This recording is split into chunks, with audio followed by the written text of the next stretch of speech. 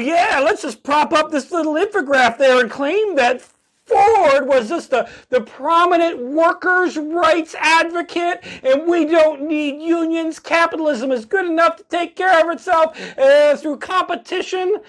Ford proved it by making the $5 workday, weekends are off, and 40-hour work weeks, and it was all out of the goodness of his bullshit.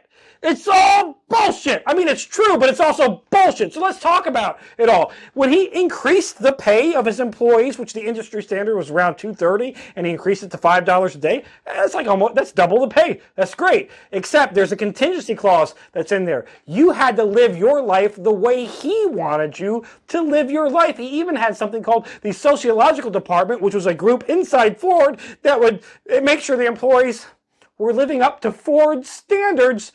Jews need not apply. Now, granted, the pay was pretty much equal between African Americans and white workers, but it was the African Americans that got all the dangerous jobs that were likely going to kill you. So that seems fair. We'll talk about the 5-day work week. Yes, he gets down to the 5-day work week, but when you're paying your employees by the day, that's taking money out of their pockets. Now, you might be saying, hey, Lieutenant Tommy, didn't he up the veterans' pay to compensate? Yeah, he did. But if you're a new employee or you weren't inside, outside that tenured zone, you still got the $5 a day, taking that money right out of your pocket. He was very much violently anti-union. He had groups like the Pinkertons.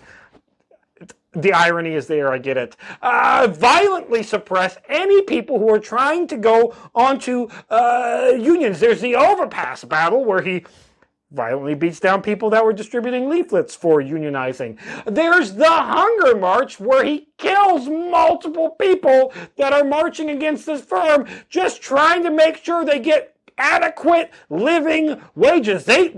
Fuck your living wages.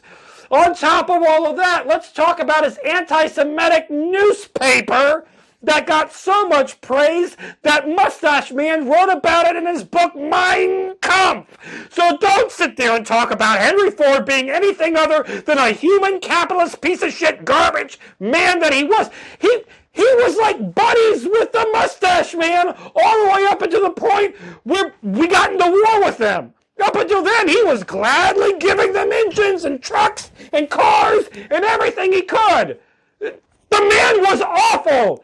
Awful human being.